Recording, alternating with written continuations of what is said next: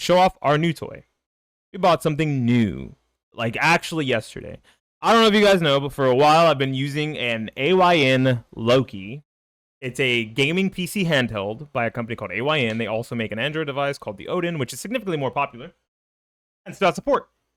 They knocked out all support for their Loki devices. I have the second from the top Loki, which is about the same strength as a Steam Deck. It has a Ryzen 5 of 6-core, 12-thread CPU with a 660M graphics card. Go ahead and look that up. YouTube it, come back, and then you'll kind of know what the 6600U is. All right, you got all that? Cool, perfect.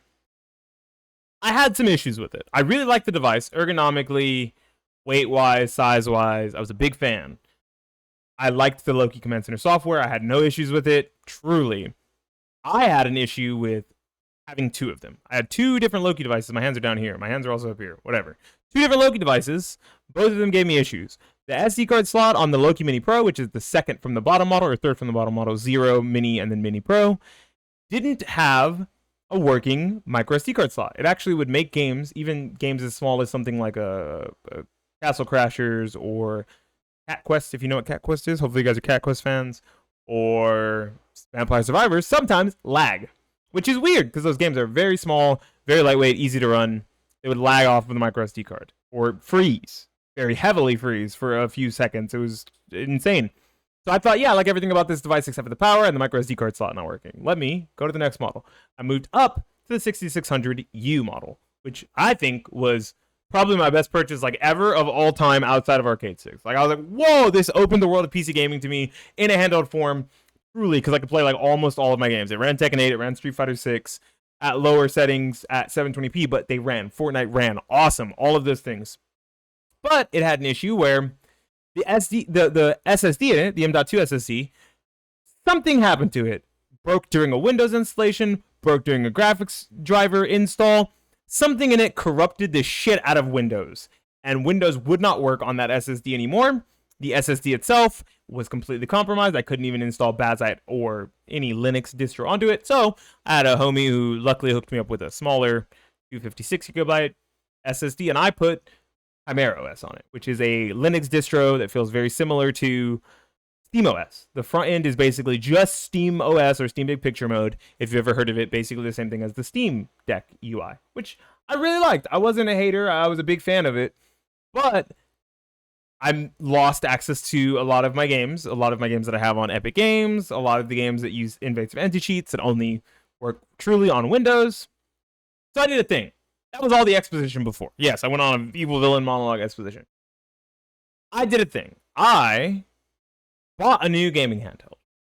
And I didn't just buy a new gaming handheld. I bought probably one of the smartest gaming handhelds to buy. If you're going to buy a gaming handheld, I think it should be one of these three companies. I think it should be Valve. I think it should be Asus, which scary. Or it should be Lenovo. Those are the three companies that have good enough, like really good handhelds, and they're big enough that if you can buy them from a big box store like a Best Buy, a Micro Center, or directly from Valve, you will have a good enough warranty to return things if they don't work properly. I have a 14-day warranty on this. If I don't like it, I can take it straight back to Best Buy, and they have no questions asked. I'm not going to. I bought myself a Lenovo Legion Go. Bought myself currently what's probably the biggest standard gaming handheld PC on the market. I really like this handheld. Now, I haven't had it for very long. I just got it last night, but it's very cool. It came with its own case. It comes with a charger as well. It's very heavy, but it feels really sturdy, even though it has detachable controllers. These two detach. It has a kickstand.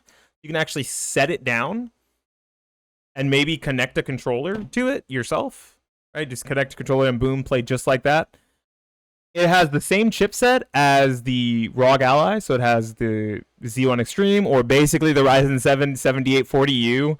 If you need to use those drivers for docking it up to a external GPU. If you do that, you probably won't be able to play handheld, though, is what I've been told. But the front end is a little weird. It takes a while to open up. You guys saw me press the button? Yeah, and I was barely opening it. Yeah, it takes a little bit. But once you open this, you have access to like multiple game stores. You have access to Games Planet, which I guess is like a key retailer that resells keys or something. I'm not sure.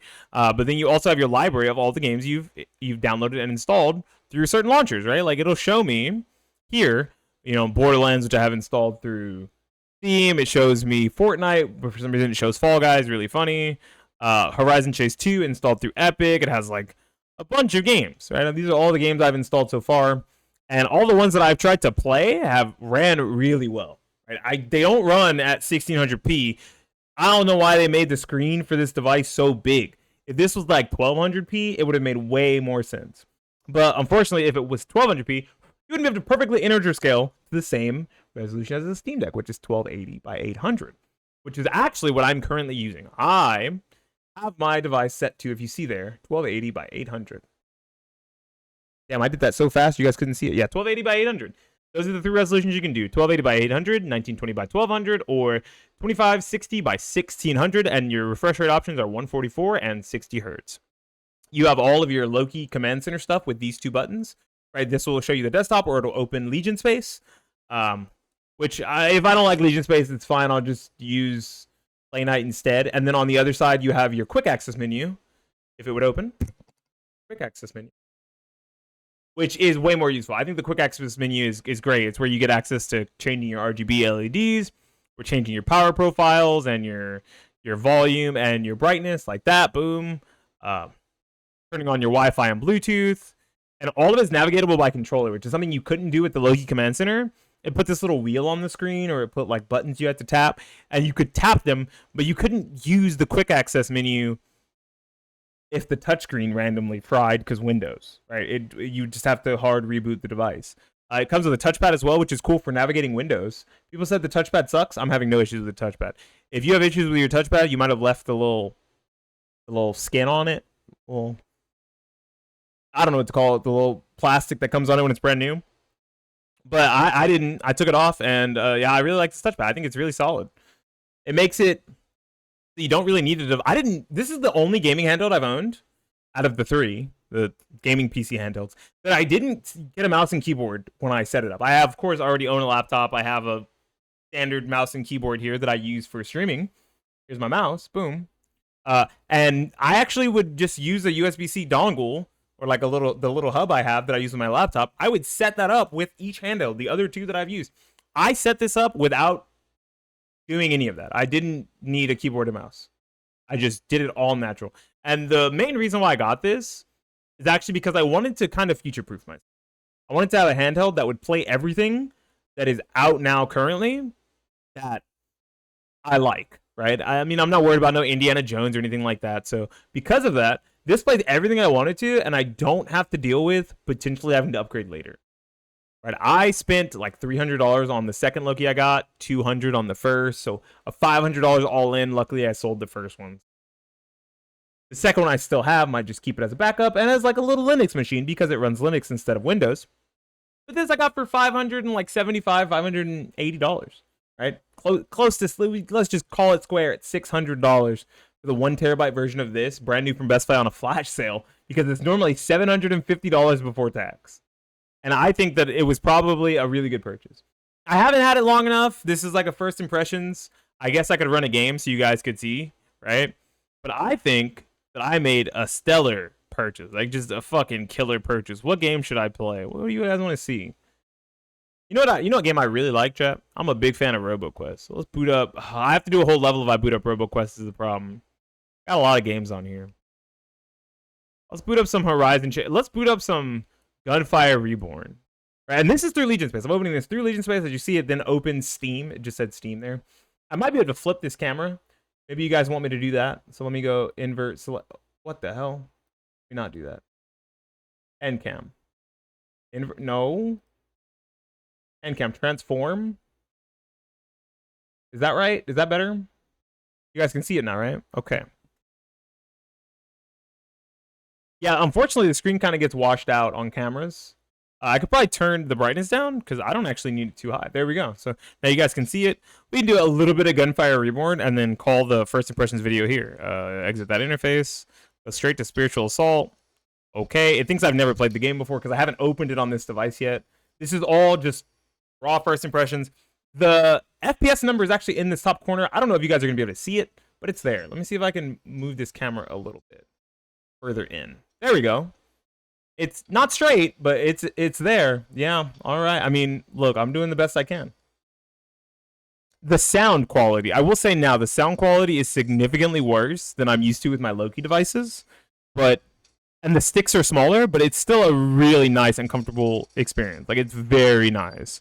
I don't think that I would trade the ergonomics back, right? I think that even though it was smaller, and this is kind of a bigger device, you'd think that it's going to be worse for it, but it actually feels really comfortable to play on. I was playing on it in bed with like no support of my elbows, and it was no problem at all. I wasn't like, oh no, I need to put like a pillow under my elbows, or I'm actually floating my elbows right now. I'm actually not. Oh, I got hit because I'm talking. I actually am not using any sort of brace under my elbows right now. I'm not using my desk. I'm actually just playing raw, floating. And I was expecting it to feel a lot heavier. It's 8 pounds or something. I'm sorry, 800 grams, not 8 pounds. What the hell? It's close to 2 pounds. Pretty heavy guy. It's like 1.8 pounds, right? Definitely bigger than the Steam Deck, bigger than the ROG Ally, and absolutely bigger than my Loki devices, which had like 5.5-inch screens or 6-inch screens. Pretty comparable to something like a Nintendo Switch or Nintendo Switch Lite. While this is more comparable to a juiced up Steam Deck.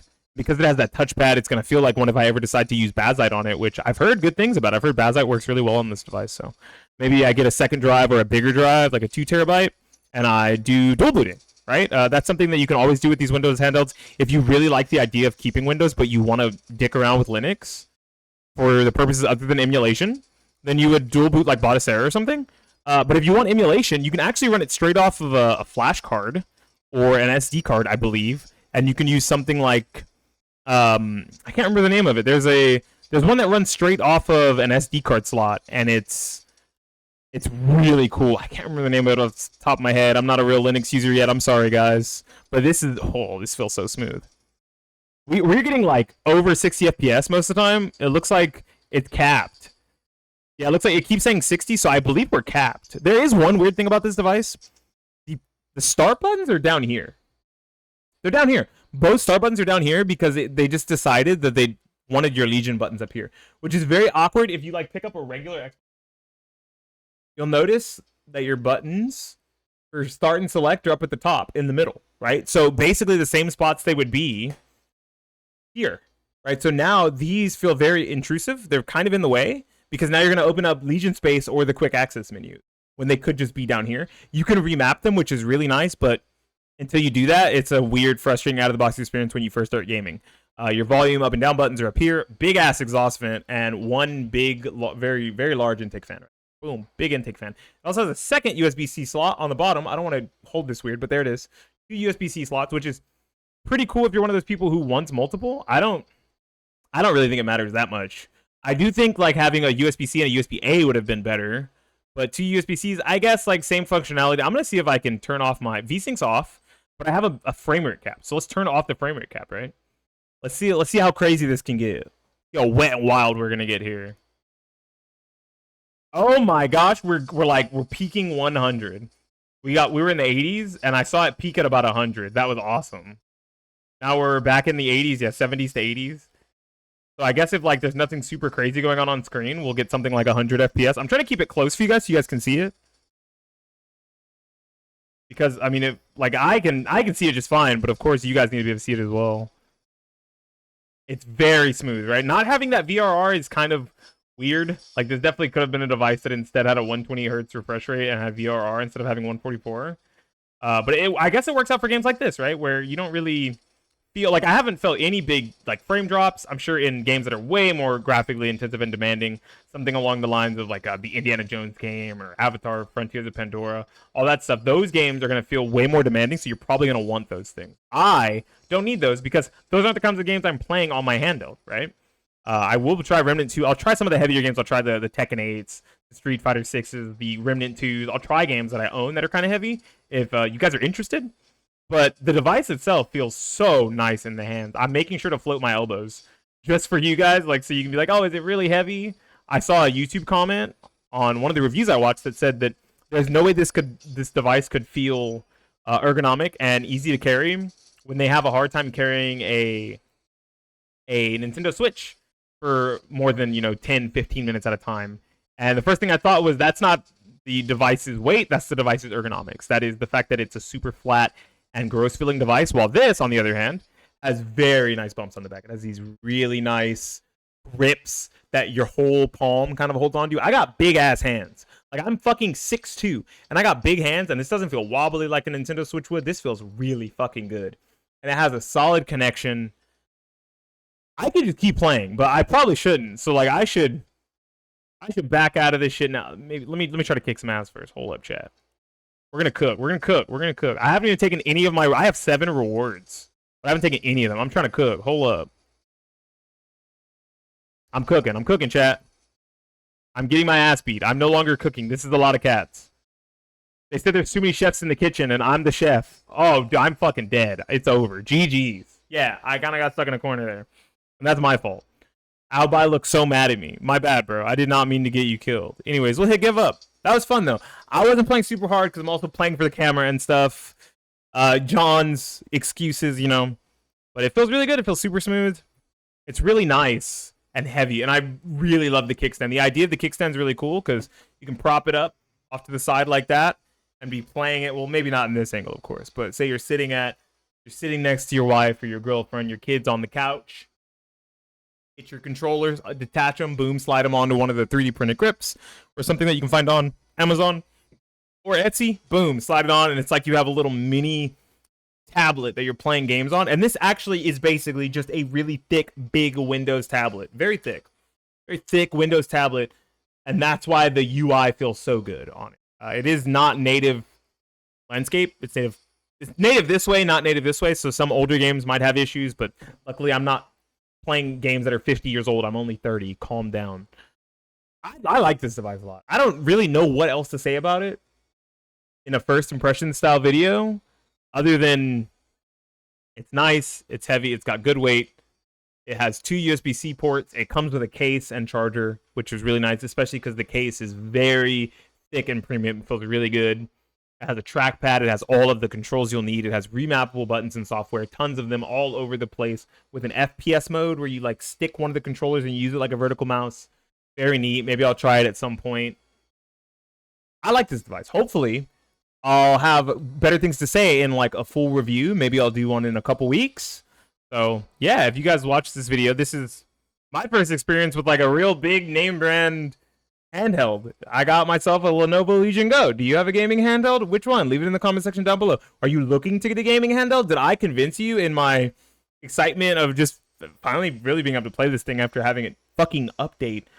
I don't know, like 2 hours of update. 2 hours of graphics driver updates, Windows updates. Finally getting to play it is so fun. I really like it. I just need to work on the sound. I think the sound on this device is shit. These up-firing speakers. But everything else I really like about it. Do you have a Legion Go? Tell me how you feel about it. Do you like it? Do you have any other gaming handheld PC? Which ones do you recommend to others? Anyway, this has been Being Thuggish for the YouTubes. Talking about my first impressions of the Lenovo Legion Go, the Lego. Signing out and saying...